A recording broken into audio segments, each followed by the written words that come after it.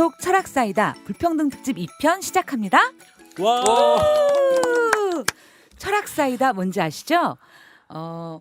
사유하고 이야기하는 다정한 민주주의자들의 팟캐스트인데요. 오늘 저희가 나눌 이야기 잠시 소개해드리겠습니다. 저번 시간에 저희가 도대체 왜 우리가 불평등에 주목하는가에 대해서 이야기를 나눴잖아요. 오늘은 저희가 혹시 JTBC 뉴스룸 보시죠? 네. 거기 제가 네. 제일 좋아하는 코너가 팩트체크라는 그런 코너가 있어요. 최고의 인기를 구가하고 있는. 그렇죠. 예. 우리가 당연히 그래.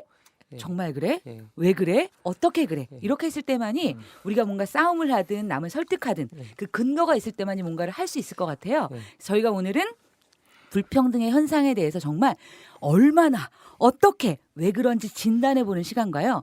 이러한 불평등이 단지 그냥 차이가 나에서 끝나지 않고 어떻게 우리 삶의 구체적인 부분들까지 들어와서 정치적으로 사회적으로 다른 부분에 영향을 끼치는지 그리고 불평등을 더 심화시키고 재생산시키는지 그런 이야기들을 함께 나눠보도록 하겠습니다. 네, 아주 즐거운 이야기 될 것 같은데요. 근데 일단 선생님 너무 흥분하셨어요. 소개를 안 하셨어요. 제가 이렇습니다. 네. 저부터 소개할게요.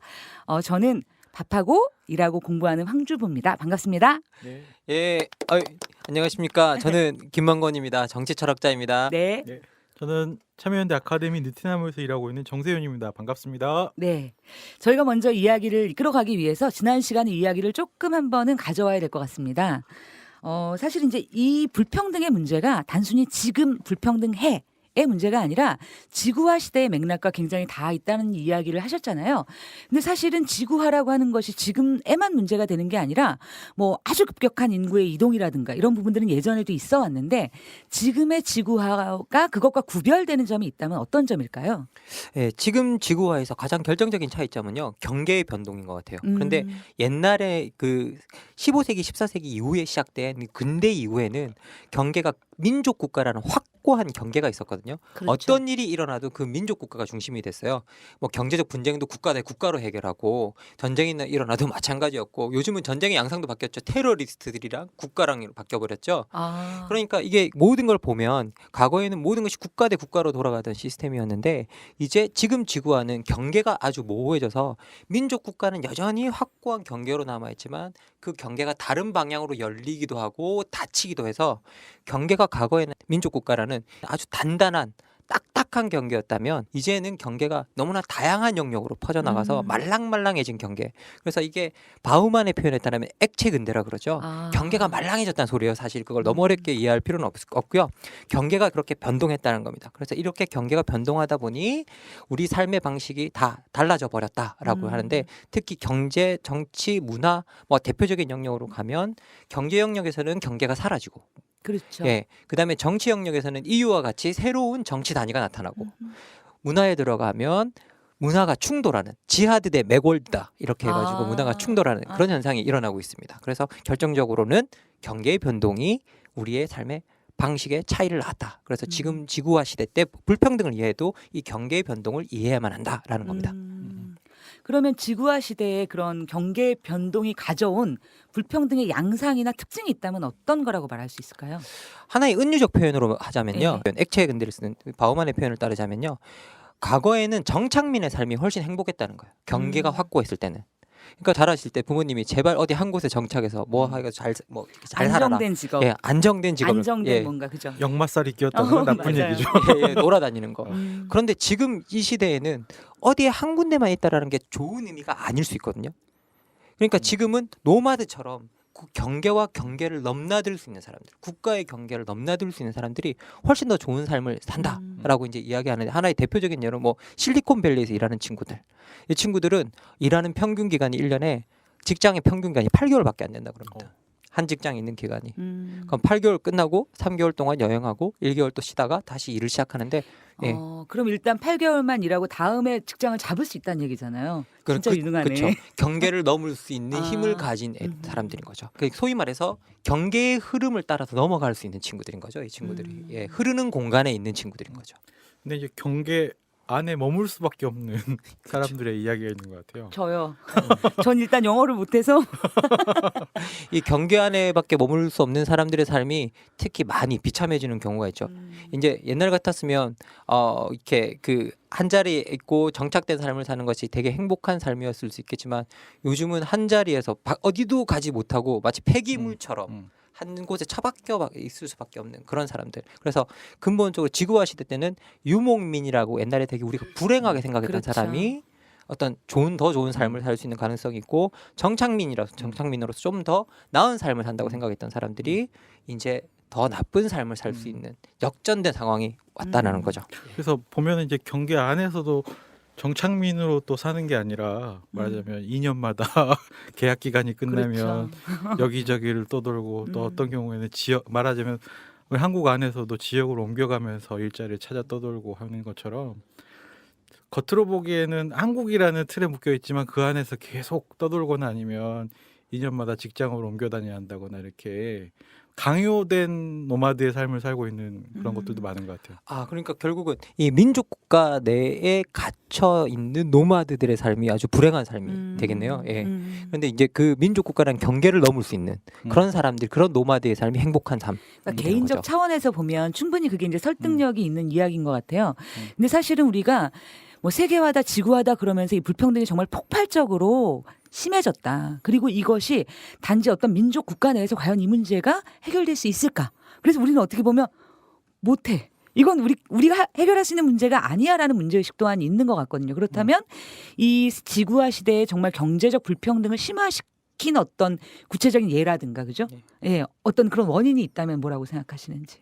실제 이제 그 기본적으로 경제 영역에 들어가면 경계 자체가 확 다 열려버렸잖아요. 특히 이제 뭐 무역이나 이런 네. 것 속에서 보면 이제 경계가 열려버렸다라는 게 민족 국가의 경계가 의미 없다는 게 옛날에는 무역 분쟁이 전부 다 국가 대 국가로 해결했잖아요. 그렇죠. 근데 요즘은 WTO 체제 아래서는 기업이 국가를 고소할 수 있는 우리나라에서도 그렇지 않나요? 그쵸? 예, 마찬가지로 최근에 우리나라도 네. 그렇게 해당됐죠. 한미 FTA 이후에는 예. 뭐, 예. 그러니까 근본적으로 여기 안에 들어가 보면 기업이 국가를 고소할 수 있는데 근데 막상 우리가 또 이 기업이 정말 작냐 이렇게 생각하면 그런 기업이 작지도 않아요. 실제 그 세계 100대 경제 규모라는 것들이 나오거든요. 근데 거기에 100위 안에 랭크된 그 집단을 보면 국가가 한 32 정도까지 있는데 그 뒤로부터는 기업의 숫자가 압도적으로 많아져요. 국가보다 예, 기업이 국가보다 더 기업이 크다는 더 크죠. 경제 거죠. 규모가 더 큰 거죠.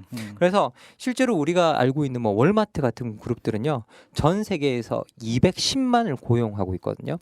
예, 전 세계에서 제일 큰 조직이 미국 국방부입니다. 320만.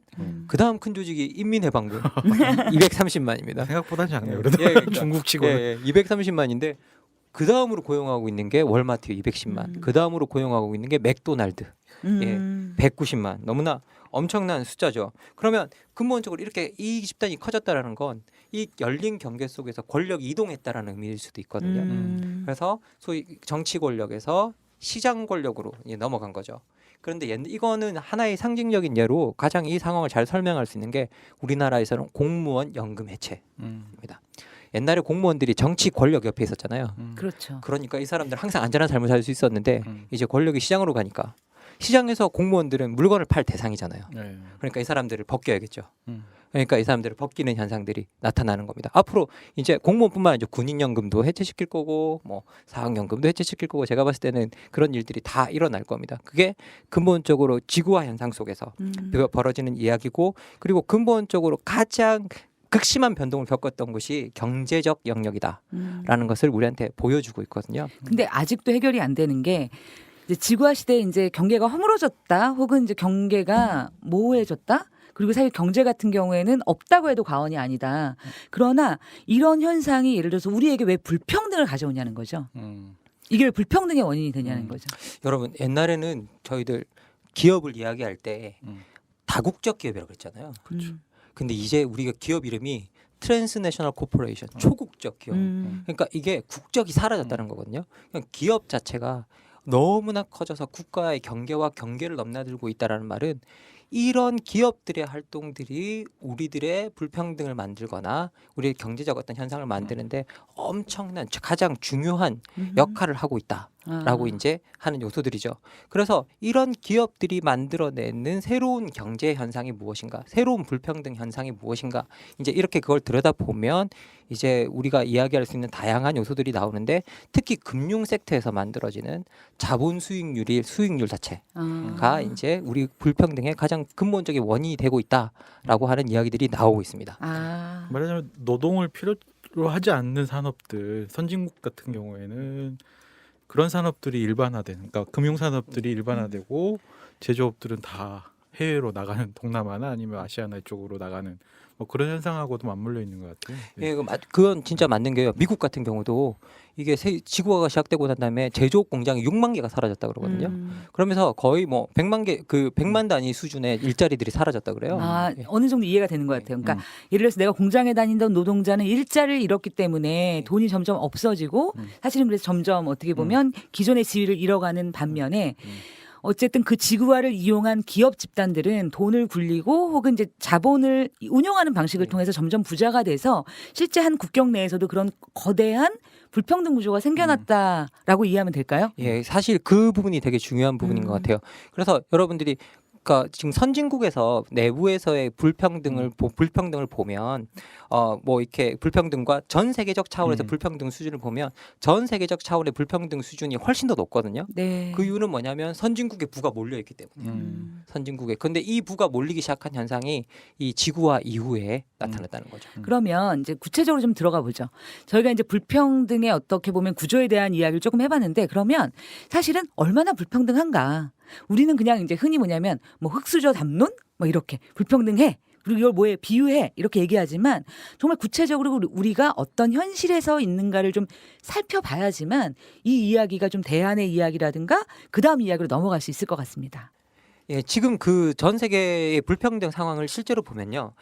지금 전 세계 상위 10%가 세계 전체 부의 80에서 90% 정도를 차지하고 있다라는 통계가 나오고 있습니다. 그리고 상위 1%가 전 세계 부의 50%. 더 심각하네 진짜. 그리고 0.1%가 전 세계 부의 20%를 차지하고 있다라고 이야기하거든요. 예. 그래서 이게 뭐 우리가 여러 가지 논쟁이 있는데, 그럼 이런 불평등 자체가 그 어느 때보다 심한 거냐 아닌 거냐 그런 논쟁은 있을 수 있지만 거기서 확고한 건 뭐냐? 지금 현재 1980년대 이후에 20세기에 있어서는 그 어느 때보다 불평등 현상이 가장 급증하고 있다. 가장 급진적으로 늘어나고 있다. 그것은 우리가 확인할 수 있다라고 이야기하고, 그 불평등의 그 부의 이동 방향이 어디냐? 전부 다 상위층으로 몰리고 있다라는 건 소득이든 자산이든 공통적으로 나타나고 있는 현상이라고 합니다. 예. 근데 이제 전 세계적으로 이렇게 얘기를 하니까 말하자면 한국도 어느덧 말하자면 이제 세계에서 잘 사는 나라가 돼가지고 나도 상위 어디에 속해 있는 게 아닌가라는 생각도 들지만 또 실제는 한국 일국가 내에서의 불평등의 정도도 지구화가 진행되면서 좀 심화되고 있는 게 아닌가 뭐 이런 생각도 드는데. 그렇죠. 어떨까요? 국가 내에서 불평등 문제도 엄청나게 심각한데요. 뭐 우리나라 같은 경우도 얼마 전에 나왔잖아요. 우리 김나경 교수의 통계에 네. 따르면 우리나라 하위 50%가 전체 자산의 1.9%를 가지고 있다. 라고 사실 하위 50%라는 말이 저는 이해가 안 됐어요. 처음에는 하위 50%가 뭐야? 그러니까 결국은 절반이 가진 게 2%가 안 된다는 거잖아요. 그렇죠. 우리나라가 지금 4,500만인가요? 아니요, 5천만이요. 그러면 2,500만이 가진 게 우리 국가 자산의 1.9%를 가지고 있다라는 거죠. 예. 그리고 어이가 없네요. 그리고 이제 상위로 가면 상위 1%가 26%, 그리고 상위 10%가 66%를 차지하고 있다고 합니다. 그러니까 전체적으로 앞쪽으로 몰려 있는 거죠. 아등바등 살고 있는 거예요. 그렇죠. 근데 사실 왜 그렇게 됐을까요? 왜냐하면 우리가 다 열심히 일하잖아요. 그러니까 물론 실업 문제가 굉장히 심각하긴 하지만 그래도 노동 인구가 굉장히 많고 사람들이 놀지 않고 우리가 열심히 참 그리고 한국 사람 정말 열심히 일하는 걸로 세계적으로 유명하잖아요. 많이 하는데 왜 이렇게 자산이 불평등하게 지금 되고 있는 걸까요? 이걸 여러 가지 풀어볼 수 있는데, 현재 우리 젊은이들은 이걸 수저론으로 설명하고 있잖아요. 그 선생님, 수저론에 대해서 어떻게 생각하세요? 저는 수저론을 딱 듣는 순간 인간의 욕망은 난 어딜까? 그래서 대입해 봤어요. 근데 이제 사실 저의 소망보다 낮더라고요. 그리고 제가 느낀 건 사실은 뭐냐면 거기에 그냥 이렇게 얼마를 벌지 옛날 같으면 저희가 이랬어요. 너 연봉 얼마야? 라고 했는데 수저로는 보니까 그게 아니고 너 재산이 얼마야? 가 먼저고 그 다음에 나오는 게 너 얼마 벌어더라고요.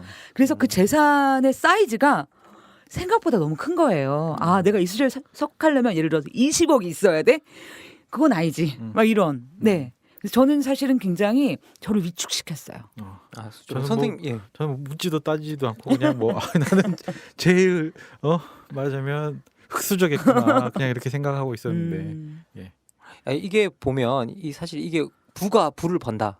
그러니까 돈이 돈을 먹는 구조다. 구조가 더 수조론의 핵심적인 내용이 그거잖아요. 이게 좀 약간 학문적으로 풀면 전체 국민 소득에서 근로소득이 아니라 자본소득이 훨씬 더 중요해졌다라는 이야기거든요. 일을 해서 돈을 버는 게 아니라 돈이 돌아가면서 돈을 버는 구조가 훨씬 더 심해진 게 우리 불평등 구조의 가장 중요한 핵심이다라고 우리 젊은이들이 지금 우리 사회 현상을 보면서 지적하고 있는 거거든요. 그래서 자산을 마지간일 수 있는 사람은 기본적으로 그 사람들을 극복하기가 너무 힘들어졌다라는 게 진짜 포인트인데 이것과 거의 유사한 논리를 내놓은 사람이 바로 이 토마 피케티 21세기 자본 이야기입니다. 21세기 자본도요. 국민소득에서 자본소득이 차지하는 비중이 너무 커졌다라는 거거든요. 어느 자본이 어느 규모가 되면 자본이 스스로 움직이면서 돈을 먹는 이제 그 힘이 생긴다는 거죠. 그러면서 기하급수적으로 자본 수익률이 다른 수익률보다 훨씬 크기 때문에 그 기하급수적으로 돈을 먹어 들어가는 거죠. 거기서 이제 엄청난 부의 차이들이 생겨나기 시작한다고 그러는데 하나의 예로 이제 우리가 슈퍼 리치라고 부르는 사람들이 그렇게 부를 축적한다는 거죠. 소위 말해 그런 자본 수익률들이 기본적으로 엄청나게 많은 이익을 준다는데 대표적인 예로 빌 게이츠 같은 사람들이 있습니다. 빌 게이츠 같은 경우에는요. 1990년부터 2010년 20년 사이에 40억 달러에서 500억 달러 자산이 늘었대요. 와우. 그리고 빌 게이츠가 이제 99%를 말하자면 기부하겠다 했는데 1%가 5억 달러.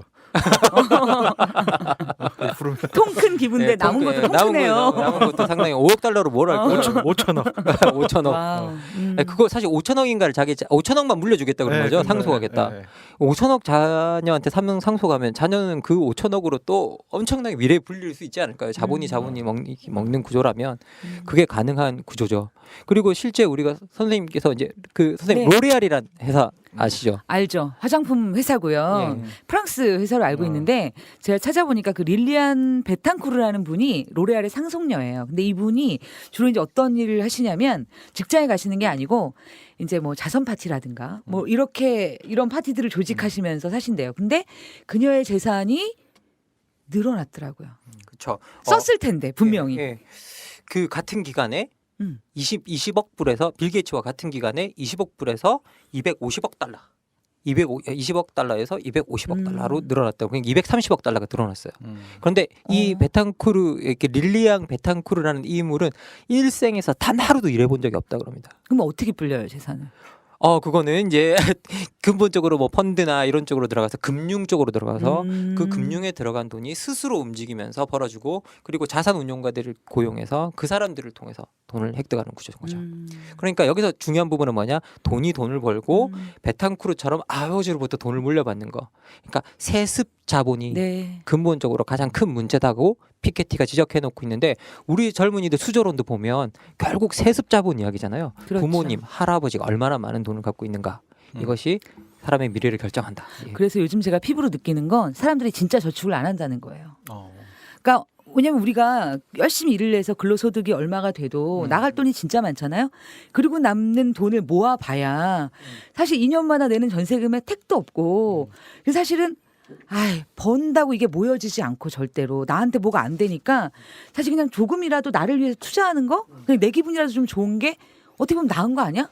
이런 것도 저는 그게 돈이 정말 적어서가 아니라 그런 절망감들 이거로 내가 뭘 할 수 없다 이런 데서 좀 출발하는 게 아닐까 그런 생각이 들 때가 있더라고요. 사실 그런 절망감과 또 맞닿아 있는 게 뭐냐면요.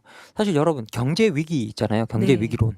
근데 요즘 경제 위기 다음에 여러분 경제 회복됐다는 이야기 한번 들어보신 적 계십니까?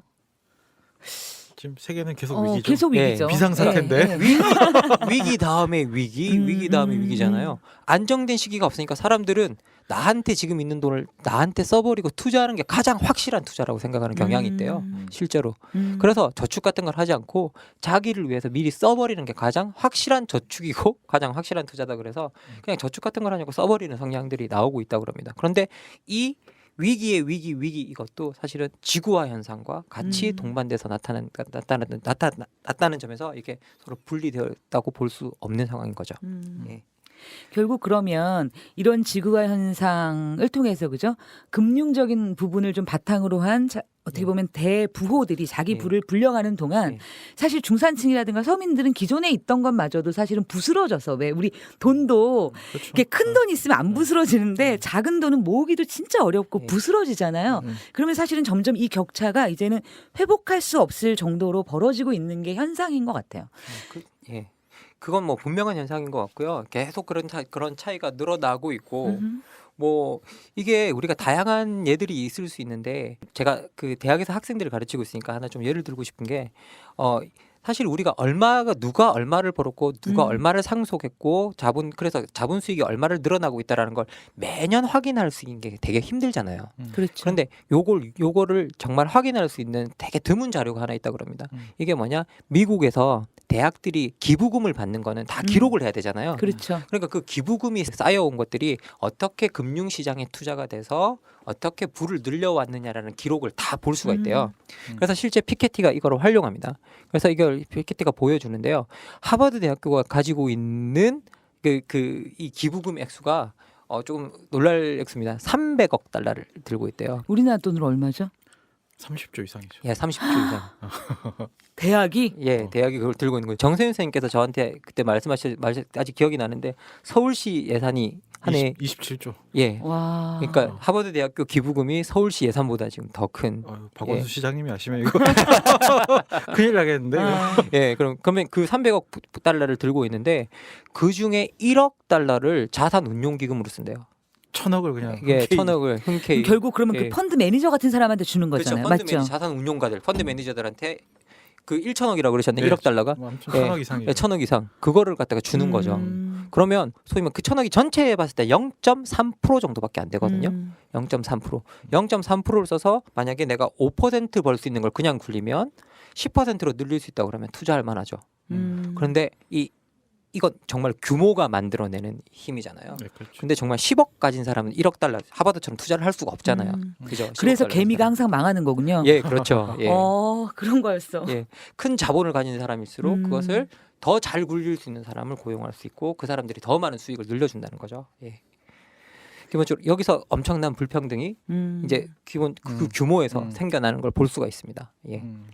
자산이 말씀하신 네. 것처럼 크면은 자산이 많으면 이제 위험에 대해서도 리스크에 대해서 대응할 수 있다라는 게 이제 말하자면 뭐 투자를 하시는 분들이 항상 하는 얘기인데 말하자면 적게 가지고 있는 사람들이 리스크에 대해서 현명하게 대응하거나 인내하면서 기다리긴 참 힘든 거 사실이니까요. 예, 그렇죠. 규모가 크면 클수록 인내가 강해지고 그리고 그 위기가 지나가면 다시 회복할 수 있는 가능성이 다 있는 거죠. 사실 주식도 위기 때 떨어졌던 것들이 경기가 돌아오면 다시 올라오는 경우가 많잖아요. 그렇죠. 그러니까 근데 그걸 버틸 수 있는 힘이 있는 예. 사람은 사실 그걸 확보할 수 있지만 그걸 버틸 수 없으면 사실 토해내야 되잖아요. 요즘 그렇죠. 뉴스에서 굉장히 많이 나오는 게 50대 사람들이 그렇게 보험을 깬대요. 왜냐하면 지금 견딜 수가 없는 거예요. 그래서 미래를 위해 부었지만 당장은 견딜 수 없으니까 사실 이런 부분들을 보면서 저는 좀 많이 가슴이 아팠고 그리고 아까 선생님 그 대학 기금 얘기를 들으면서 생각났던 게 제가 학교 다닐 때 등록금 투쟁을 했었어요. 아이고. 어머 제가 너무 무섭게 보이시나요? 그런 건 아니고. 아닙니다. 예. 전혀 근데- 그럴 분으로 안 보이세요. 예. 근데 그때 어떤 일화가 생각이 나는데 그때 이제 저희 학교 총장님이 우리가 이제 등록금 투쟁을 하니까 이렇게 말씀하셨어요. 지금 서울역 앞에 대우와 같이 빌딩을 짓겠다. 아유. 너네가 지금 우린 빌딩을 지으려고 돈이 없잖아요. 그 빌딩이군요. 예, 세브란스 빌딩. 근데 예. 그 빌딩을 짓고 나면 너희 후배들은 등록금을 안 내고 대학을 다닐 수 있다. 아유. 그러면서 우리를 굉장히 나쁜 사람처럼 대했어요. 아. 너네밖에 지금밖에 생각 못하는 그러니까 나쁜 아이들. 그러니까 이기적인 아이들? 그러니까 후배들이 등록금을 안 내고 다닐 수 있는데 니네들이 당장 안 내겠다고 후배들의 미래를 망치는 아이들. 그렇죠. 예. 근데 실제로 그 다음에 등록금이 안 냈다는 얘기는 못 들었고요.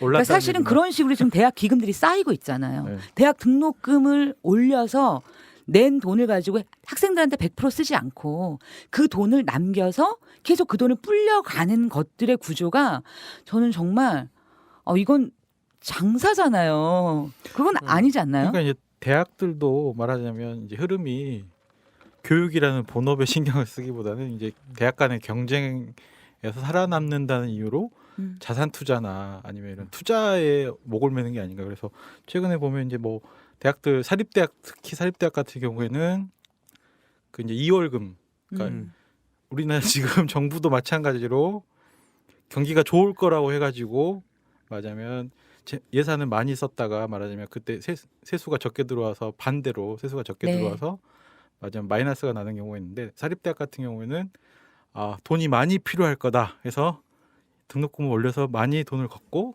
실제 사용하는 거는 적게 사용해가지고 뭐 최근에 이제 참여연대에서 지속적으로 문제를 제기하고 있는 수원대 같은 경우에는 작년인가요? 한 1,000억 정도 2월금을 넘겨가면서 오 마이 갓. 말하자면 이제 그런 일들을 하고 있더라고요. 그래서 말하자면 이게 전체적으로 보면 이 자기가 해야 될 일들이나 아니면 각 영역들이 자기 역할에 충실한다기보다는 돈벌이에 다 휩쓸려 가고 있는 것 같아요.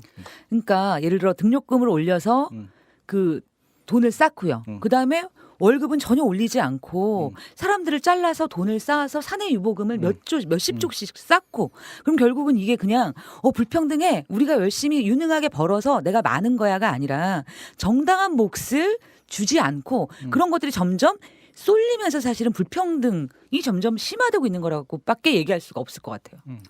선생님들이 너무 흥분돼요. 선생님들께서 너무 잘 설명해 주셔서 제가 여기에 뭘 덧붙일 필요는 좀 뭐 없다는 생각이 드는데요. 그래서 기본적으로 이 선생님께서 모든 말씀하신 그런 구조들이 지금 피케티가 지적해 주는 그런 지점들, 소위 말해 돈을 먹는 현상들 자체, 국민소득에서의 자본소득이 차지하는 비율이 커지면서 소위 불평등이 깊어지고 있다.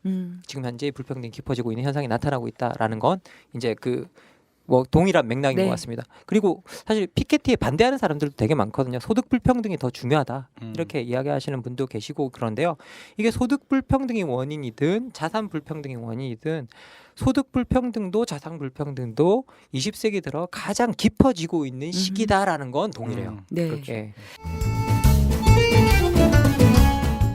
근데 사실 이렇게 깊어지고 있는 이 경제적 불평등이 단지 우리에게 경제적 불평등으로 남아서 우리가 많이 차이가 나는 것을 넘어서서 다른 불평등을 야기하는 것이 사실은 더 문제라는 생각이 들고 저는 지난 시간 얘기 중에 제일 이렇게 좀 충격적으로 와닿았던 얘기가 경제적 불평등이 민주주의의 위기를 가져온다. 이 이야기가 사실 굉장히 좀 한편으로는 저걸 좀 이해하려면 공부를 좀 해야겠어라는 생각도 있고 또 한편으로는 뭐냐면 진짜 문제인데 이건 아닌데라는 생각이 좀 확연히 들었던 것 같습니다. 실제 이 경제 불평등이 왜 중요하다고 생각이 드냐면요. 많은 사람들이 자신들이 속한 계층을 이야기할 때 자신들의 소득이나 자산이나 이제 이런 경제적인 측면을 가지고 내가 어느 층에 속해 있다라고 규정하는 경우가 많거든요. 근데 우리나라가 많은 사람들이 옛날에는 사실 없으면서도 중산층에 속해 있다고 생각했던 경우가 많은데 실제 그렇죠. 지금 여론조사에 보면 우리나라 사람들이 자신이 중산층에 속해 있다고 생각하는 사람들이 30% 남짓도 채 안 된다 그래요. 그런데 좋은 국가면 국가일수록 우리는 중산층이 커야 되고 그리고 중산층이 큰 국가일수록 좋은 민주주의가 만들어진다고 우리가 늘 배워왔잖아요. 근데 실제 그 여론조사 같은 걸 보면 우리나라 사람들이 거의 50% 이상이 내가 하위층에 속한다라는 이게 나오거든요.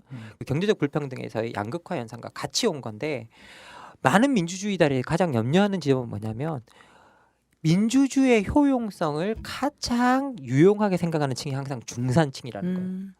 너무 하위층들은 아예 민주주의 자체에 관심이 없고 상류층들은 언제나 자신의 이익을 추구하려는 걸 법적으로 제재하려는 민주주의를 별로 좋아하지 않는다는 거예요.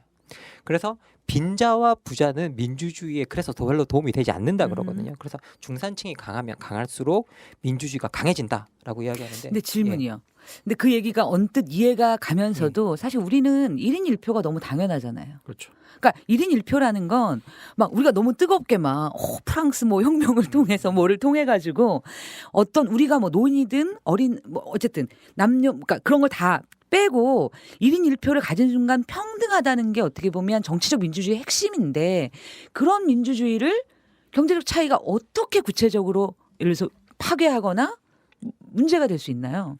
이제 우리 이야기를 하는 거잖아요. 경제적 불평등이 어떻게 정치적 불평등으로 이제 이어지는가 이 이야기를 하고 있는데 이걸 실제 학자들이 실증적으로 증거를 가지고 있느냐 이제 이게 문제가 한때 됐었어요. 팩트를 체크해야죠. 팩트 체크. 음. 마치 되게 중요하죠. 제가 팩트 체크 이건 사담입니다만 제가 팩트 체크 볼 때마다 그 김필규 기자가 네. 하잖아요. 그렇죠. 그리고 손석희 앵커, 앵커가 앵커가. 항상 묻는데 그 손석희 앵커가 김필규 기자를 바라보는 눈빛이 너무 사랑스러워요.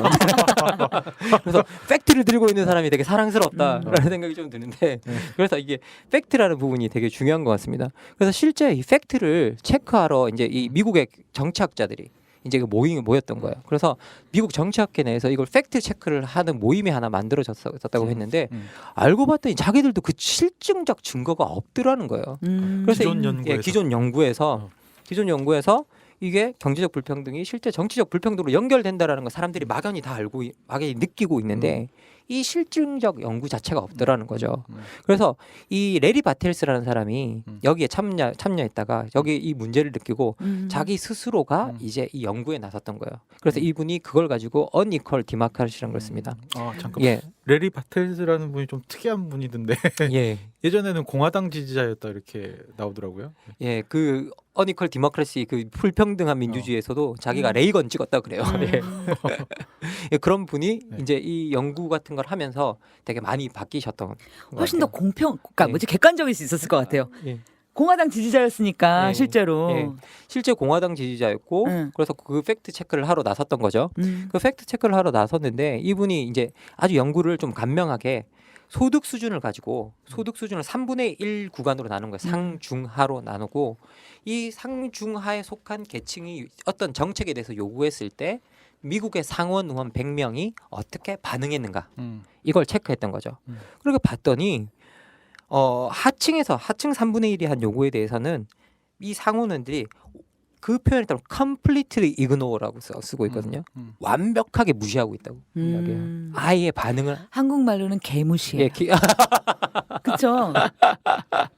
예, 그래서 이게 완전히 무시하고 있는데 그래서 실제 그 반응성 지수를 보면 마이너스로 뜨고 있어요.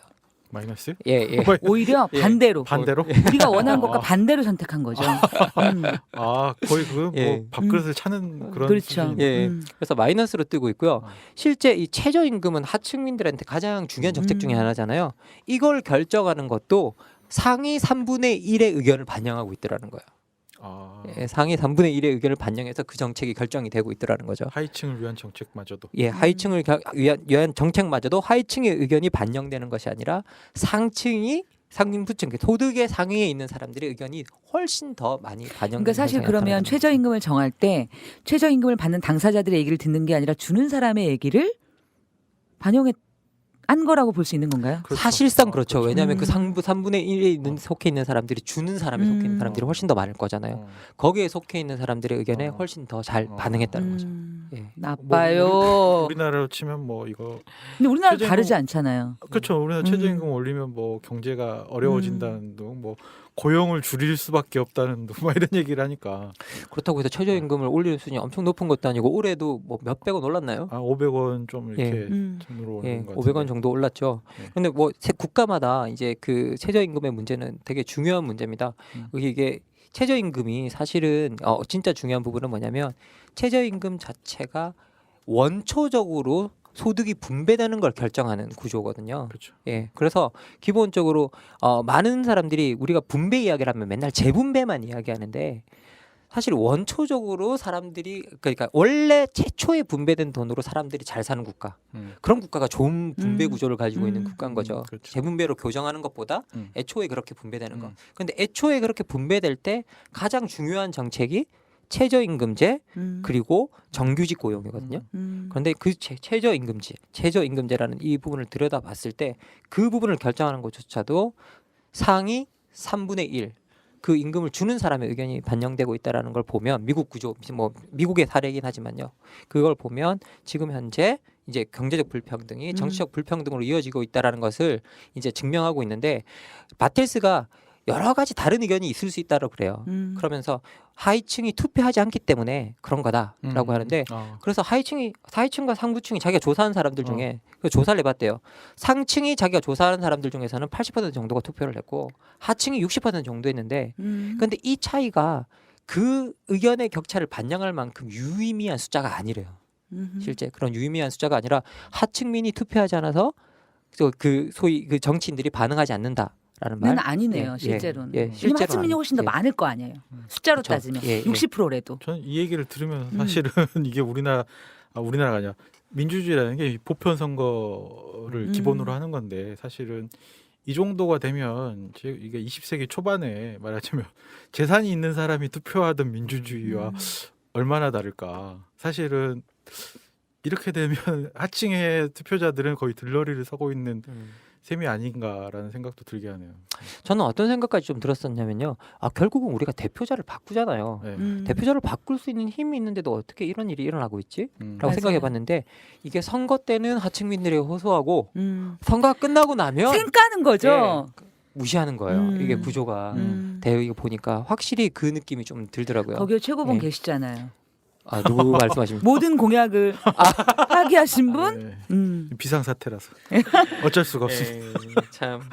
그리고 저는 또 한 측면이 뭐냐면 세뇌의 측면도 있는 것 같아요, 솔직히. 그러니까 뭐냐면 사람들이 내가 하층민이지만 나의 계급적인 이해를 대변해서 투표해야 해라고 생각하는 것이 약간 비도덕적이라고 느껴지게 되는 부분이 있는 것 같아요. 너네가 나라를 생각해서 투표를 해야지. 우리 나라의 앞날을 위해서는 이런 방향으로 나아가야지. 그래서 실제로는 본인들이 예를 들어 그 혜택을 받는 분조차도 예를 들어 그 노령연금 같은 경우에도 깎였잖아요. 근데 이제 그분들한테 인터뷰를 해보면 어떻게 이럴 수가 있어가 아니라 나라가 어렵대잖아. 근데 이제 그런 분들의 마음을 이용하는 거죠, 사실은. 그러니까 전 정말 그때 마음이 아프더라고요. 아니 근데 이게 항상 나라가 어렵다잖아. 정말 저도 이 땅에서 태어난 사람인데 나라가 어렵다면 나라를 왜 안 도와주고 싶겠습니까? 전 자유주의자라 철저하게 개인이 항상 공동체보다 앞선다고 생각하지만 언제나 공동체가 이제 개인의 삶의 터전이기 때문에 그 부분에 대해서 우리가 서포트는 해야 된다고 생각은 하긴 하는데요. 그게 진짜 그게 나라를 위해서 그러자라는 그 말이 아니라는 게 팩트를 통해서 이제 맞아요. 다 드러나고 있는데 사실 그거는 어떻게 보면 속는 거죠. 언제나 뭐 정치인들이 이야기할 때 국민을 위해서라는 말을 안 내세우는 데가 사실은 없잖아요. 그래서 전 정말 그 말이 듣기 싫어요. 국민들의 뜻에 따라 국민들의 뜻에 저는 이 팟캐스트를 시작할 때 이런 말 안 하고자 하기 싫다. 난 이거 뭐 맨날 이런 말 징징거리는 말은 안 하겠다 했기 때문에 제가 안 하겠습니다. 그래서 그 사람들이 확실히 무시하고 있고 그리고 실제로 이 국민들의 의사를 반영하는 부분에 있어서 다양한 증거들이 미국 같은 케이스는 이제 실제적으로 사례가 나온 거죠. 이 증거들이 연구가 나왔는데 우리나라도 그렇다라고 말하고 싶은데 또 제가 그 학비리 기질이 있어서 네. 이제 이건 증거가 없다 아직 우리는 이 실증적인 스터디 자체가 없거든요. 공부 자체가 없으니까. 근데 솔직히 저희가 볼 땐 증거가 있어요. 왜냐면 난 학자가 아니니까 막 던질 수 있잖아요. 생활 속에서 그렇죠. 왜냐하면 생활 속에서는 뭐냐면 저는 서민인데 나의 모든 요금은 올라요. 세금이 깎인 적이 없어요. 왜냐하면 교통비 올랐죠. 가스비 올랐죠. 그리고 내년에 의료보험료 올라서 직장인 평균이 10만 원이래요. 우리가 맞습니다. 병원비를 내도 10만 원 못 내요. 한 달에. 그런데 한 달에 아니 솔직히 그렇잖아요. 큰 병 걸리면 물론 하지만 그러니까 굉장히 우리로 볼 때는 굉장히 큰 돈들을 매년 오르는 가격으로 내는데 법인세 깎이죠. 그리고 뭐 계속 면세해 준다 그러죠. 솔직히 제가 볼 때는 재벌이 돼봐야 한 줌밖에 안 되잖아요. 근데 그분들 건 계속 깎여. 근데 내 건 계속 올라. 그럼 결국은 이것이 누구의 목소리를 대변하는가가 현장에서 제 피부로는 저는 완벽하게 세포까지 다 느껴요. 선생님께서는 또 어떻게? 저도 보면 이제 이게 좀 미시적으로 보면 요즘에 보면 전월세 문제나 임대차 문제 그리고 상가 임대차 문제가 심각한데 보면 이게 이제 야당이 다 그런 건 아니지만 제가 음. 생각했을 때는 야당 의원들도 서민을 위하고 뭐 이렇게 시민들을 위할 것 같지만 보면 지역에서 만나는 분들은 주로 이 정치인들이 지역에서 주로 만나는 층들은 자영업을 유지. 자영업을 지역 하시거나 유지. 뭐 상가 건물 하나 정도 가지고 있는 분들하고 만나지 사실은 정말 직장 다니기도 바쁘고 시간 내서 뭐 동네 일 나가기도 힘든 시민들하고 만날 일이 없기 때문에 서 그런지 모르지만 사실은 보면 재산을 좀 가지고 있는 분들의 의사 말하자면 전월세 문제 같은 경우도 집주인의 입장도 고려해야 된다거나 아니면 적극적으로 좀 보장하려고 하는 것 같고 상가 세입자 문제 같은 경우도 세입자의 문제 뭐 국회의원이니까 당연히 양쪽의 의견을 잘 들어야 되겠지만 상대적으로는 우리나라가 좀 재산권을 좀 과하게 보호하고 있는 게 아닌가라는 생각이 들 정도로 재산을 좀 가지신 분들을 대변하고 있는 것 같아서 이게 증거가 없는 것을 우리가 증거를 찾았다라는 것은 있는데 좀 놀랍지는 않다 이런 느낌도 드는 것 같아요. 이 결과 자체가. 제가 지금 얘기를 들어보면서 느낀 게 어, 뭐냐면 목소리가 큰 쪽의 얘기를 좀 듣는 것 같다라는 그렇죠. 생각이 좀 드는 거예요. 근데 목소리를 낼 수 있다는 거는 어. 내가 어느 정도 여유가 있으니까 좀 더 얻기 위해서라거나 아니면 그 과정에 참여해서 뭔가 행세 말하자면 행세를 한다거나 아니면 뭔가 더 얻어내려고 하는 사람들이 더 많이 참여하는 것 같아요. 실제 현실적으로. 그리고 실제로는 뭐 언론 같은 거를 봐도 우리가 뭐 재벌이 혹은 뭐냐면 이제 우리 뭐 국가 경제를 위해서 이런 방향으로 나아가야 한다고 누가 얘기를 했다라는 얘기는 듣지만 사실 노동자 얘기는 노동자가 뭐라고 주장했다가 아니라 시위를 했다. 불법을 했다. 폭력을 했다. 목소리를 들을 수가 없잖아요. 결국은 그런 방식의 목소리들이 그러니까 우리가 민주주의라는 게 투표만이 아니라 목소리라고 생각한다면 실제로 이게 정말로 불균형하구나. 그리고 이 불균형의 잣대가 결국은 그런 경제적 불평등 이런 것과 크게 차이가 나지 않는구나. 그러네요. 네, 근본적으로 이제 소득이 없는 사람들의 목소리를 낼 수 있는 기회가 사실상 적고 사실 소득이 적은 사람들이 자신의 입장을 대변할 수 있는 조직이나 이런 것들을 갖다가 자치단체나 이런 걸 만들어내는 힘 자체도 상대적으로 떨어질 수밖에 없거든요. 왜냐하면 다 그분들이 생계에 매달리시게 되잖아요. 그렇죠. 생존에 매달리시기 때문에 그런 기회 자체도 작을 수밖에 없고 그러다 보니 자기 목소리를 낼 기회가 작아지면 작아질수록 목소리는 들리지 않게 되고 전통적으로 정치는 목소리를 내지 않으면 절대 귀 기울여 주지 않거든요.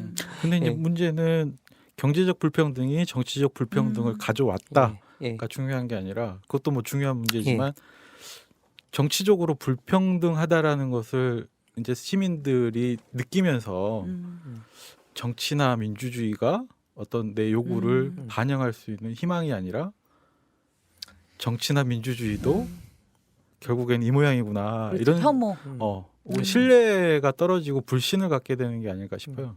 그 민주주의 혐오 현상 제가 아까도 말씀드렸다시피 민주주의 이야기할 때 많은 민주주의자들이 빈곤을 민주주의의 가장 큰 문제로 보는 게 시스템에서 전혀 목소리가 들어갔으면 나오지 않는다라는 걸 몸으로 느끼는 사람들이잖아요. 어떻게 보면 빈곤에 있는 사람들은 그런 사람들은 시스템에 호소하지 않거든요. 그런데 그러면 민주주의는 기본적으로 시스템이고 하나의 시스템이 돌아가려면 거기에 대한 지지가 있어야 되는데 이분들은 거기에 대해 철저하게 무관심하게 돼요. 그리고 무관심한 걸 넘어서 어떤 분들은 혐오하거든요. 그리고 되게 싫어하게 되는데 이건 자체가 아까도 말씀드렸다시피 민주주의 위기를 낳는 그런 현상이 되고 있고 지금 지구화 시대의 불평등을 이야기할 때 경제적 불평등이 민주주의 위기가 된다라고 말하는 분들 중에 스티글리츠 같은 학자들이나 이런 분들이 이 부분을 많이 지적해내고 있죠. 그리고 이걸 갖다가 뭐로 설명하느냐면요. 기본적으로 빈자들이 정치 시스템에 대한 신뢰를 상실한다고 표현하거든요.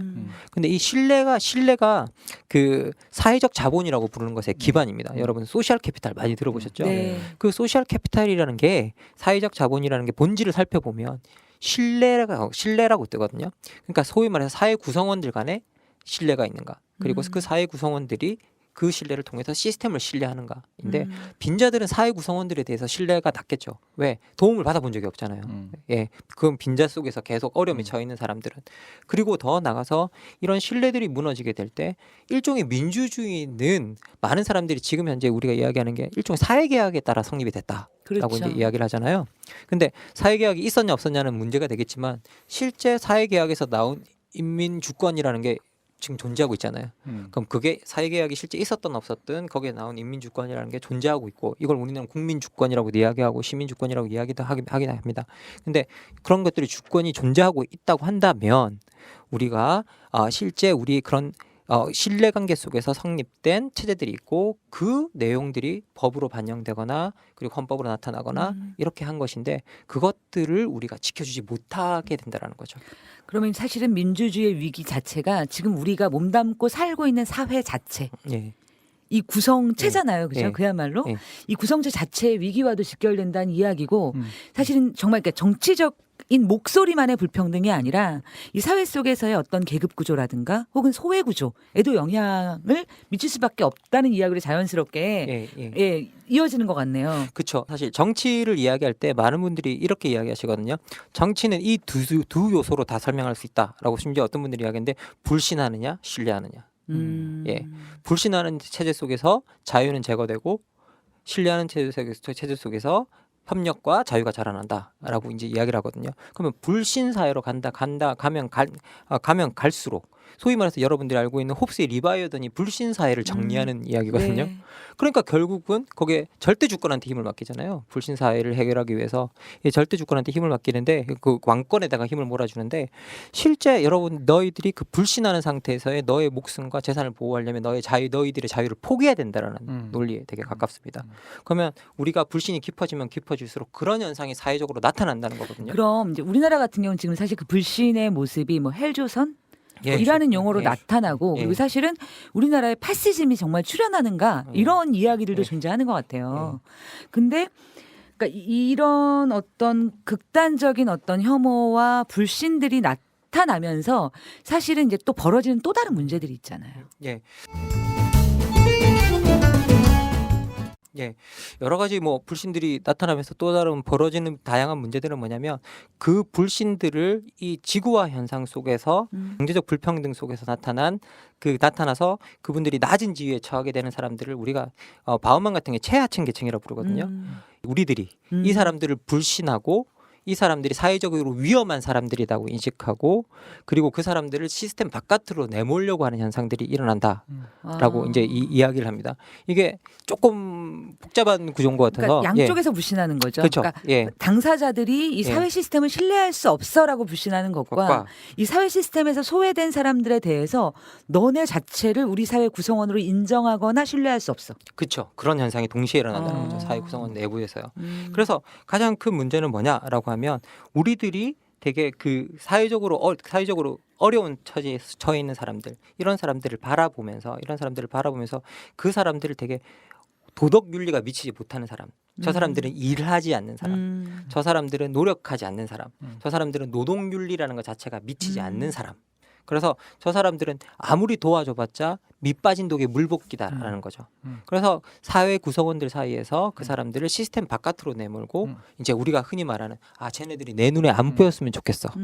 이제 이런 현상이 근데 나타난다고. 그런 이미지들을 계속해서 만들어내는 것 같아요. 예를 들면 뭐 복지 부정수급자랄지 뭐 예를 들면 미국 같은 경우에 미혼모 뭐 그런 경우나 아니면 알코올 중독자 뭐 이런 식으로 학교 중퇴자 그리고 사지 멀쩡한데 그렇죠. 그렇죠.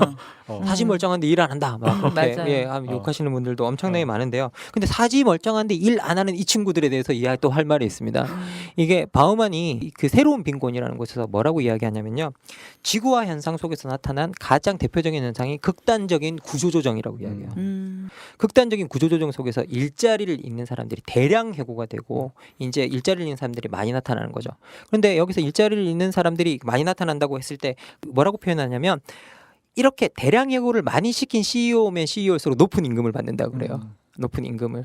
그래서 이 임금 체계에서 이렇게 보면 CEO들이 사람들이 이렇게 엄청나게 해고시켜 버리는데 이 해고된 사람들이 잉여 노동력이라고 이제 우리가 부르게 되잖아요. 그런데 이 잉여 노동력들이 더 이상 일자리가 계속 줄어드니까 그렇죠. 일자리를 가지지 못하는 상태가 계속 지속되면서 잉여들이 쓰레기화되어가는 현상이 나타난다 그러거든요. 그래서 이 지구화 시대의 부산물로서 이게 잉여 노동력들이 쓰레기화되는 현상들이 일어난다고 그럽니다. 사실은 일이 없어서 일을 못하는 건데 그 사람들한테 너는 일을 안 하고 있어라고 얘기하면서 내 마음이 조금은 편안해지는? 그렇죠. 내 마음이 그런 음. 현상들도 일어나는 거죠. 그리고 여기서 저는 좀 표현해 말씀드리고 싶었던 게 바우만이 이걸 잉여 노동력들이 쓰레기가 된다라고 표현하는데 저희들 깜짝 놀랐던 게요. 이 바우만이 이렇게 표현하는 것과 우리 인터넷에 들어가서 우리 젊은이들이 상대방 막 서로 욕할 때 보면요. 잉여라는 단어 그리고 잉여가 곧 쓰레기라는 단어처럼 여겨지고 그것을 동일하게 쓰고 있거든요. 그렇게 보면 이 현상들이 그러니까 하나의 학자가 은유적으로 썼던 표현들이 실제 우리 사회 속의 젊은들이 그냥 일상적으로 쓰는 표현들이 되어 있어요. 그런데 그 쓰레기라고 부르고 잉여라고 부르는 친구들을 가르칠 때 하는 말이 뭐 넌 도대체 얼마나 버니? 넌 하루에 도대체 얼마나 버는 사람이니? 예, 뭐 넌 집구석에 박혀서 아무것도 못하고 그러고 있으면서 쓰레기 같은 것, 잉여 같은 것 이런 표현들을 하는데 이것들이 지구화 시대에 생겨나는 일종의 사지멀쩡한 애들이 아무것도 하지 못하는 부산물의 현상이라는 거예요. 그런데 이 사람들을 우리가 윤리적으로 이제 나쁜 사람으로 몰아간다는 거죠. 일하지 않는다라는 이유로. 먹긴 놈이 성내는 거네요. 아닌가요? 그러니까 자기네가 시스템을 그렇게 만들어서 일자리를 줄여놓고 그 사람들을 어떻게 이 사회 일원으로 같이 살아갈 것인가를 고민하지 않고 치워버리겠다는 거잖아요. 그렇죠. 이 사람들이 우리 사회적으로는 큰 비용처럼 느껴지는 거죠. 일하지 못하고 일자리 안으로 못 들어오는 친구들을 우리가 기본적으로 이제 그나마 노력하고 있는 친구들을 보면 아쉽다라는 표현을 쓰지만 그걸 하다 지쳐서 시스템 바깥으로 나가버리는 사람들이 있잖아요. 사실은 네. 이제 그렇죠. 그런 사람들을 향해 던지는 시선이 뭐냐? 결국은 윤리가 통하지 않는 사람들. 루저. 예, 루저, 도덕이 통하지 않는 사람들. 그런 사람들이라고 하면서 우리들 시선으로 그 사람들을 배제시키고 우리가 도와줄 필요가 없는 사람들. 왜? 그 사람들은 도덕적이지 않기 때문에 착한 사람들이 아니기 때문에 이게 배제시켜야 된다. 그러면 착한 빈민은 뭐냐? 항의하지 않는 사람들. 목소리 안 내는 사람들. 소위 말해서 불만 불평을 털어놓지 않는 사람들이 착한 빈민인 거예요. 감사할 줄 아는. 감사할 줄 아는. 그러니까 시스템이 있다는 것 자체만으로도 그냥 감사할 줄 알아야 된다는 거죠. 예. 그럼 사실 세계 저는 들으면서 뭐 이렇게 뭐 프랑스 테러 이런 얘기 나올 때도 그러니까 프랑스 사회 동화되지 못하고 사실 그 안에서 굉장히 피해를 봤던 무슬림 2, 3세들이 사실은 이제 그런 어떤 이슴에 물들기도 하고 이제 그런 것들이 어떻게 보면 우리가 인간이잖아요. 아니 인간이 어떻게 나한테 내가 부당하다고 느껴지는데 부당한 게 아니라 너는 그거밖에 안 되라고 계속 얘기를 하면 정말 세뇌돼서 무기력하게 절망하며 죽거나 아니면 아니거든이라고 일어나야 하는 거잖아요. 실제 이 낸시 프레이저라는 학자가 있는데요. 이 학자가 이제 지구화 시대 때 정의 문제도 이제 하고 있는데 이 되게 유명한 여성학자입니다.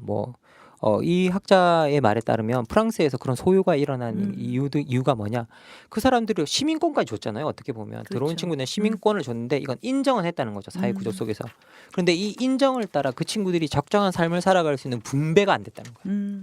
그러니까 인정과 분배가 같이 가야 되는데 언제나 이건 인정은 했을 때 분배가 되지 않는 바람에 이 친구들이 사회 속으로 들어왔지만 아무것도 아닌 존재가 돼버리니까 그렇죠. 거기에 그러니까 저항을 결국은 시작한다는 우리 사회의 일원이지만 우리가 외부자로 바라보고 있는 집단들을 사실 계속 만들어내고 그것이 어떻게 보면 우리가 느낄 때는 또 사회적 위험 세력으로 이렇게 되면서 뭔가 한 사회에 있지만 계속 격리되고 고립되고 분리되고 그러면서 점점 험해지는 분위기가 좀 존재하는 것 같아요. 그건 분명하게 있는 것 같습니다. 그리고 실제 이제 그 소득이 없는 자라고 표현하긴 그렇지만 일자리가 없고 그래서 어떤 자기 인간 노릇을 못하는 사람들에 대해서 우리가 엄청나게 도덕적으로 비난하는 그런 문화들이 실제 우리가 그렇죠. 존재하잖아요. 그리고 이건 전통적인 산업사회에 존재했던 거거든요. 노동윤리로 비난하는 건. 근데 지금 소비사회잖아요. 그렇죠. 소비사회에서 노동윤리로 비난하는 것이 노동윤리가 적용되는 것을 보면 그 부류밖에 없다는 거예요. 노동윤리를 통해서 옳고 그름을 판단하면서 니네들은 나쁜 사람이야. 그런데 그 한편에서는 소비하지 못하는 사람들이라서 나쁜 사람이고 첫 번째. 두 번째 너희들은 생산 쪽에 들어 생산 활동을 하지 않기 때문에 나쁜 사람이다 이야기하는데 실제 생산 활동을 못하는 건 전체적으로 일자리가 줄어들고 있는 현상 때문인데도 불구하고 그렇게 이야기한다는 거죠. 진짜로 생산 활동을 못 하는 게 아니라 안 하시는 분 아까 얘기했던 것처럼 베탕크루 같은 베탕크루 같은 분들이 계신데 분들은 아예 의도적으로 생산 활동을 그렇죠. 안 안 하시는 거죠. 하시지만 노동하지 않는 일하지 않는다고 우리가 비난하지 않는 음. 거는 소비를 많이 하기 때문에. 그렇죠. 그분은 네. 소비를 엄청 촉진시켜 주시겠죠. 뭐 백화점 한번 가면 어. 좀 하시지 않을까요? 어. 네, 잘 모르겠습니다. 그 부분은 제가 그분이 얼마를 쓰고 있는지는 모르니까 제가 할 말은 없는데 이제 그렇게 일하지 않지만 돈이 있으면 비난하지 않지 비난하지 않고 뭐 없는 사람이 일하지 못하는 상태에 있는 것. 그런데 그게 안 하는 건지 못 하는 건지 구별하지 않는다라는 거예요, 우리가. 예. 그 부분이 정말 큰 문제고 한나 아렌트도 이 문제를 한번 제기한 적이 있는데요. 전체주의 기원에서 실제 가장 큰 문제는 전통적 역사를 봐도 일하지 않는 사람보다 일하지 못하는 사람들이 더 큰 문제였다는 그렇습니다. 거예요. 예. 근데 이제 저는 이제 그런 이제 이미지를 상상해 보면 거대 이제 메트로폴리탄 같은 도시에서 대로변은 굉장히 화려하지만 뒷골목에 어두운 뒷골목에는 노숙자. 예. 우리가 보이지 않는 맞아면 낮에는 보이지 않았던 사람들이 사람들. 존재하는 그런 그렇죠. 풍경들 혹은 뭐 굉장히 높은 빌딩에서도 실제 일하시는 분들은 우리 눈에 잘 안 띄는 곳 어떤 휴게실이나 이런 것들도 굉장히 지하층이나 이렇게 보이지 않는 맞아요. 곳에 존재하는 풍경들이 사실은 지금 말하자면 사회적 불평등의 하나의 풍경들이 아닐까라는 그런 생각도 들더라고요. 여러분 사실 생각해 보면요, 불법 이주자들이라고 부르는 사람들이 그 어려운 삶을 살아가는 이유는 보이지 않아야만 한다라는 전제 조건 때문이거든요. 사회적으로 그 사람들이 눈에 띄기 시작하면 그 사람들은 불법이고 그 사람들은 바깥으로 내보내야 되고 그래서 자기들이 정말 자기들을 고용한 사람들이 아주 나쁘게 자기들을 대하고 임금을 주지 않는다고 해도 쉽게 시스템을 찾아가서 이 사람이 나한테 임금을 주지 않았어요라고 말을 못 하거든요. 그건 근본적으로 그 사람들이 보이지 않아야 한다라는 전제 때문인데 어떻게 보면 우리가 같은 사회 구성원인데도 소득이 없다는 이유로 그리고 최하층 계급이라는 이유로 소외시키고 있는 건 권리가 있는 사람임에도 불구하고 우리가 기본적으로 시스템을 통해서 권리를 줬음에도 불구하고 니네들이 보이지 말아라고 말하는 건 니네들이 그 권리를 행사할 권리가 없다라고 말하는 것과 사실은 동일한 의미예요. 그렇죠. 근데 사실 그걸 돌려 말하면 그게 눈에 보이면 밟힌다는 얘기잖아요. 그쵸, 내 그쵸. 마음이 불편해진다는 얘기잖아요. 그럼 사실은 사회적으로는 그 사람들이 바깥으로 끊임없이 나와서 모두의 눈에 띄므로 해서 이건 너무 불편해서 안 되겠다. 그들을 치울 게 아니라 너무 불편하니까 고치자. 그래서 우리 함께 살아가자라고 말하는 것이 사실 좋은 민주주의 사회. 그게 그거 또 아닌가요? 바람직한 사회인데 이걸 갖다가 바우만은 뭐라고 표현하냐면요. 그 사람들이 우리 사이에 들었을 때 우리가 느끼는 건 뭐냐면 나도 저렇게 될 수 있지 않을까? 그 경계 없이 섞여 있는 것 때문에 우리들이 그걸 불안해한다는 거야. 그러면서 그 사람들을 우리 시선 바깥으로 내보내려고 한다고 이야기를 하거든요. 뭐 선생님들께서는 어떻게 생각하세요? 그걸? 그러니까 그런 부분들이 사실은 여러 가지 양가적인 측면이 있는 것 같은데 내가 도와주지 못해서 불편하다라고 생각하는 분들도 계시고 아니면 그 존재를 보는 것 자체가 왠지 모르게 불편하거나 아니면 또는 사실 뭐 그 보았을 때 너무 낯선 풍경들이라는 것들이 사람들에게 주는 불안감, 불편함 같은 것도 사실은 없지 않아 있는 것 같아요. 저는 그 사회의 결정이라고 생각해요, 개인적으로. 그러니까 예를 들어서 우리가 이제 뭐 보면 그러니까 게임 같은 거 많이 하잖아요. 게임하면 뭐 의자 뺏기 게임 같은 거 하면 문화권에 따라 다르대요. 어떤 문화권에서는 너무 열심히 해서 이렇게 마지막 1인이 되겠다라는 그런 각오를 가진 문화도 있지만 어떤 뭐 예를 들어서 독일이던가 그런 국가에서 이제 그런 게임을 하면 아이들이 왜 내가 친구의 의자를 빼앗아야 하죠? 라고 반문한다는 거예요. 이건 뭐냐면 그 사회라고 하는 것에 대한 기본상. 네. 그러니까 내가 이 사회에서 살아남는 것이 사회야라고 결정하는 사회와 사회는 서로 다 다를 수밖에 없고 함께 가는 거야라고 결정하는 사회는 저는 그 목표가 달라질 때 달라질 수밖에 없고 우리가 불평등 이야기를 하는 것도 그러니까 여태까지 우리가 1등이 되어야 해라는 게 중산층의 목표였잖아요. 근데 이제는 현실적으로 안 돼. 우리가 알겠어. 그럼 이 순간에 그럼 우리가 무슨 선택을 할 것인가?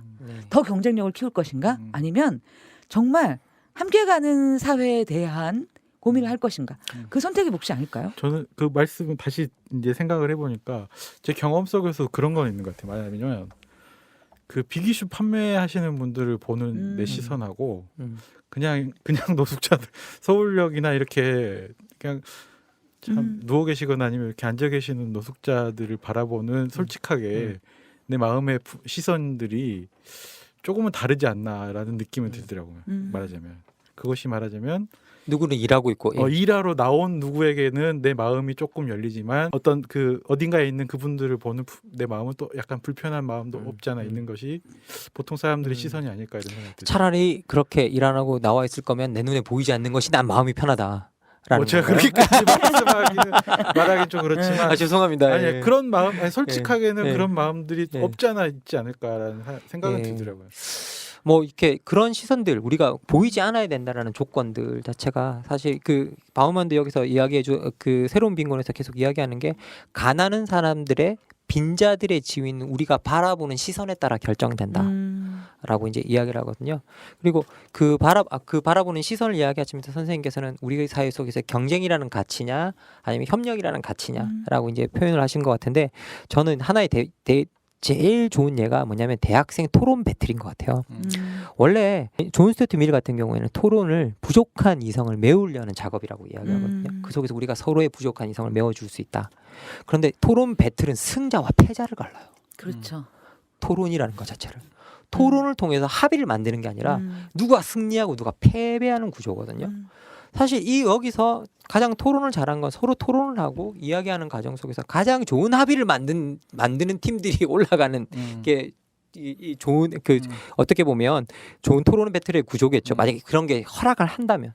그런데 양쪽을 붙여놓고 이기는 사람과 지는 사람을 가르는 그런 구조. 그래서 전 맨날 대학생들 보고 토론 배틀 그런 거 좀 나가지 말라고 별로 교육의 취지에도 안 맞다라고 저는 그렇게 이야기를 하는데 실제 우리 사회가 심지어 토론조차도 합의를 만들어야 되는 토론조차도 서로를 싸우고 승자와 패자를 마르는 구조로 가는 걸 보면 극심한 경쟁 사회에 들어가 있는 것 같고요. 이런 극심한 경쟁 사회 속에서 우리가 사회적으로 열등한 위치에 있는 사람들을 바라보는 시선 자체 결코 좀 따뜻할 수 없다는 생각은 듭니다. 예. 우리가 사실 이제 오늘 지구화 시대의 불평등의 구체적인 팩트 체크를 해봤고요. 그리고 이제 이것에서 파생되는 정치적, 사회적 불평등 이야기를 해봤습니다. 보면 우리의 그러니까 어떻게 보면 굉장히 객관적으로 벌어지는 일이 우리의 마음이나 사실 정신 그리고 삶에 정말 많은 영향을 끼친다라는 좀 느낌이 굉장히 많이 들고요. 그리고 과연 이렇게 벌어진 문제들을 우리가 해결할 수 있을까? 지혜를 정말 모으고 찾아낼 수 있을까 하는 의문이 들기도 합니다. 근데 다음 시간에는요. 드디어 그런 어떻게 보면 허무 그리고 좌절 이렇게 바라봤던 이 불평등 문제에 대해서 희망은 무엇일까? 구체적인 씨앗이 있다면 무엇일까? 대안이 있다면 무엇일까? 아니 심지어 구체적인 정책이 있다면 무엇일까? 이런 얘기를 함께 해보고 싶습니다. 그래서 가슴이 뛰는 인물들이 마구마구 등장합니다. 누구 생각하면 가슴이 뛰시나요? 저요? 네. 없나요? 가슴이 뛰지는 않지만 네. 이제 관심이 가는 인물들은 샌더스나 아니면 뭐 예. 코빈 같은 네. 유명한 인물들이죠. 예. 요즘에 최근에. 우리가 뭐 첫 시간에도 언급했고 네. 또 여기서 지금 그 우리 황 선생님께서 너무 샌더스 코빈 팬이시라 예. 아니 뭐 전 시리자도 있고요. 맞습니다. 예, 그래서 다음 시간에는 실제 세계에서 이 지구화 시대의 불평등에 맞서서 어떤 일이 일어나고 있고 특히 제가 또 주목하는 부분은 뭐 이렇게 청년들의 역할 그리고 청년들의 활동인데요. 그 청년들이 스스로 그 자기의 대표들을 조직해서 그걸 제도권으로 넣으려고 하는 운동들이 자꾸 일어나고 있는 모습이 보여서 그 부분은 되게 긍정적으로 좀 보입니다. 그래서 이 제 말을 청년들이 그걸 해야 된다라는 어떤 그런 그러면 의무를 꼰대가 주는 되십니다. 그런 말은 절대 아닙니다. 예, 그런데 지금 현재 그 친구들이 일어나고서 하는 모습을 보니까 어떤 희망을 가질 수 있는 어떤 그리고 저 역시 같이 뭔가를 해봐야겠다라고 하는 힘을 얻는 그런 계기가 그럼 되는 우리가 것 다음 같습니다. 시간에 그런 이야기를 나누면서 우리 자가 충전도 좀 했으면 좋겠어요. 그럼 나는 무엇을 할 것인가? 나는 어떤 에너지를 충전해서 어떻게 갈 것인가? 그런 것들을 생각해보는 다음 시간이 되었으면 좋겠습니다. 예, 오늘 팩트 체크하시면서요. 이 이야기를 하실 때 좀 우울해지실 수도 있는 것 같은데 이걸 우울해지시면 안 된다고 또 당부드리고 싶습니다. 지금 이 현실을 그냥 정확하게 인식하고요. 우리가 다음 시간에 우리가 그 어떻게 이 문제를 해결할 수 있을 것인가 해결책을 찾아볼 텐데 그 해결책을 찾기 위해서 정확하게 현실을 들여다보는 거다라고 생각하시면 더 좋을 것 같다는 생각이 듭니다. 예, 그럼 다음 시간에 저희 기쁜 마음으로 뵙도록 하겠습니다. 수고하셨습니다. 예, 수고하셨습니다. 감사합니다.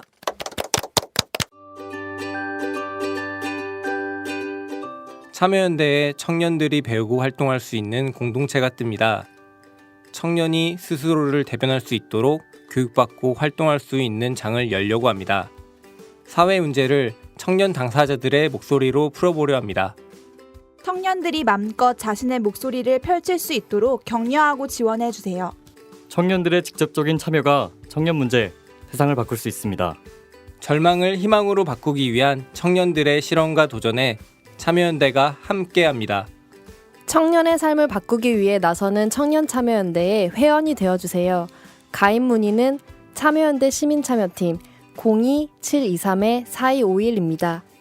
참여연대는 정부 지원금을 받지 않고 시민의 회비로 운영되는 시민단체입니다.